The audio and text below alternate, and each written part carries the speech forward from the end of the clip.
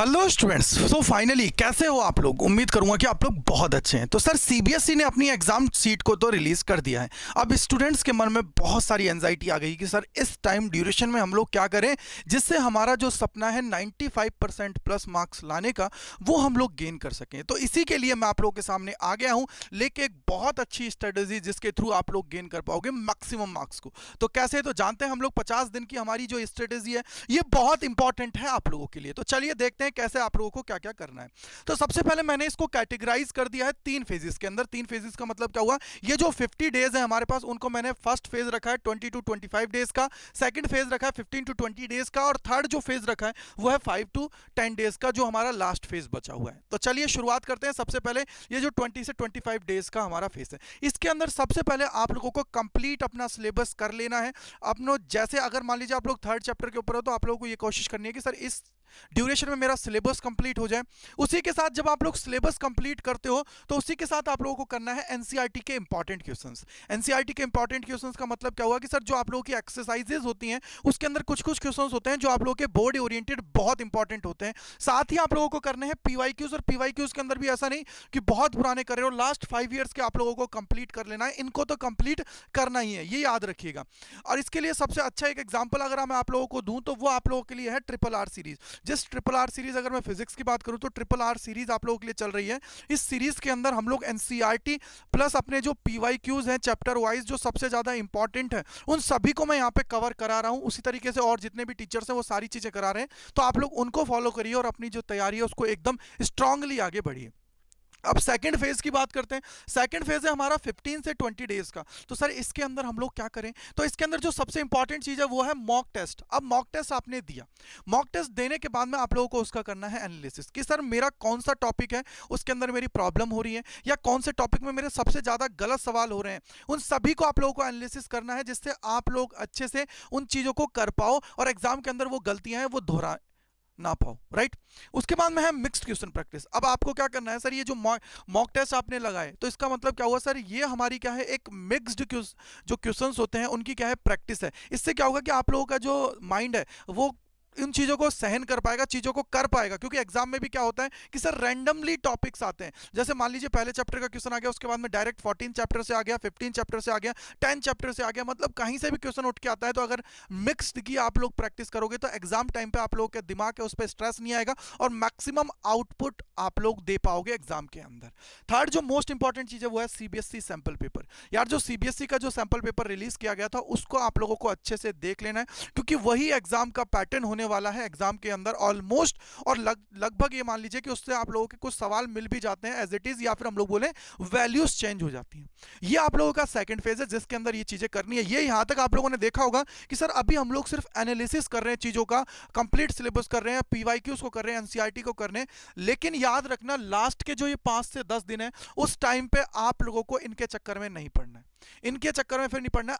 फिर आप लोगों को सिर्फ फोकस करना है मॉक टेस्ट पे ओनली, यानी कि सैंपल पेपर। कम से कम ये जो ड्यूरेशन है इसके अंदर 5 से 10 आप लोगों का सैंपल पेपर हो जाना चाहिए पर सब्जेक्ट का, कम से कम इतना होना चाहिए। जिससे क्या होगा कि एग्जाम से पहले आप लोग जो बैठे रहते हो 3 घंटे आप लोगों को बैठना पड़ता है, उसकी आप लोगों की कैपेसिटी हो जाएगी। साथ ही आप लोग क्या कर पाओगे, अपने एग्जाम के अंदर अपना जो माइंड है उसको उसी तरीके से डेवलप करोगे कि यार एग्जाम का प्रेशर लेके। और ये कैसे करना है आप लोगों को? लास्ट के जो ये सैंपल पेपर करोगे इसमें आप लोगों को क्या करना है, घड़ी के अंदर फिक्स टाइम लगा देना है कि यार 3 घंटे का जैसा मेरा पेपर होता है वैसे ही मुझे यहाँ पे 3 घंटे यूज करने हैं। 3 घंटे में मैं देखता हूँ कितना मैं सवालों को कर पा रहा हूँ, कितना मेरा इफिशियंसी है, या फिर मैं बोलूँ कितना मुझे स्पीड को इंक्रीज करने की जरूरत है। तो ये कंप्लीट आप लोगों को कर लेनी है, ये चीज याद रखिए, बहुत इंपॉर्टेंट है ये जो चीजें मैंने आप लोगों को डे वाइज बनाई है।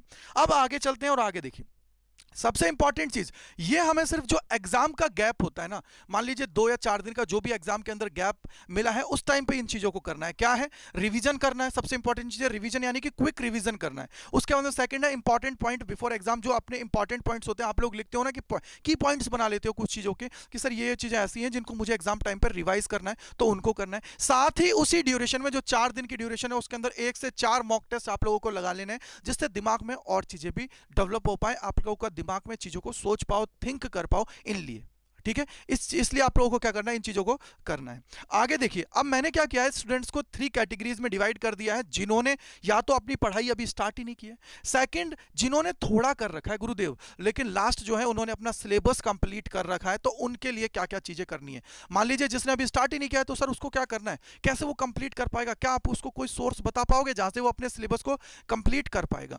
तो चलिए उसको भी देख लेते हैं। तो इसके लिए क्या किया है मैंने, देखो जिनका सिलेबस कंप्लीट हो गया है या 80 to 90% कंप्लीट हो गया है, तो उनको इन पॉइंट्स को फॉलो करना है। पॉइंट्स का मतलब क्या हुआ कि अड्डा 24/7 स्कूल जो चैनल है, इसके ऊपर सारी चीजें आप लोगों के लिए अवेलेबल है, जिस स्पीड से आप लोगों को चीजों को करना है। सबसे पहला example, revise from one shots. अब भाई इन्होंने अपना सिलेबस कंप्लीट कर लिया, अब इनको जरूरत है क्विक रिवीजन की। तो क्विक रिवीजन का मतलब क्या हुआ सर, वन शॉट्स होते हैं 1 से 1.5 घंटे के होते हैं, 2 घंटे मैक्सिमम होते हैं। उनको अगर आप लोग देखोगे तो आप लोगों के सारे जो टॉपिक्स हैं उनको रिकॉल कर पाओगे और जल्दी से चीजों को कंप्लीट कर पाओगे। Like second, sample papers. अब आपको क्या करना है, सैंपल पेपर लगाना है, सीबीएसई प्लस अदर। अब अदर में आप लोग कोई सा भी यूज कर सकते हो, अड्डा के भी अपने वो जो सैंपल पेपर्स हैं वो होते हैं, तो उनको भी आप लोग लगा सकते हो। उसके अलावा जो अदर्स हैं, लाइक बहुत सारे पब्लिकेशंस के हैं, उनको आप लोग लगा सकते हो, लेकिन आपको प्रैक्टिस करनी है, राइट।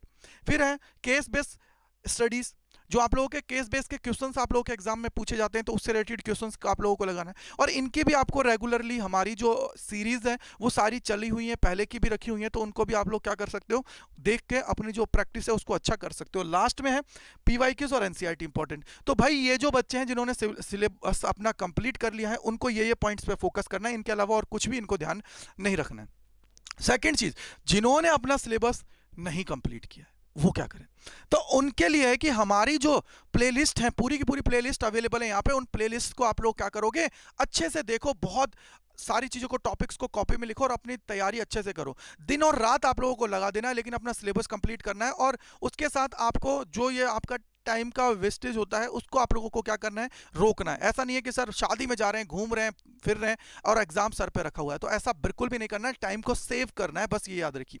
सेकंड चीज है, जैसे ही आप लोगों ने चैप्टर कंप्लीट कर लिया, तो उसी के साथ जैसे ही आप लोगों ने पूरा चैप्टर कंप्लीट कर लिया, लाइक आपने प्लेलिस्ट में से पहला चैप्टर कर लिया, उसके 5 पार्ट्स थे, 5 पार्ट्स को देख लिया, फिर आप लोगों को क्या लगाना है, उसके बाद में उसका वन शॉट लगाना है। वन शॉट लगाने से आपके जो कॉन्सेप्ट्स हैं वो क्विक रिवीजन आपको हो जाएगा, जिससे आप लोग उनको इफेक्टिवली याद रख पाओगे, राइट। फिर आपको क्या करना है, अब देखिए कभी कभी क्या होता है कि सर मान लीजिए कि कोई हार्ड टॉपिक आ गया, अब मेरे पल्ले ही नहीं पड़ रहा सर, वो दिमाग में ही नहीं बैठ रहा, तो भाई आप लोगों को उन टॉपिक्स को अवॉइड कर देना है, छोड़ देना है।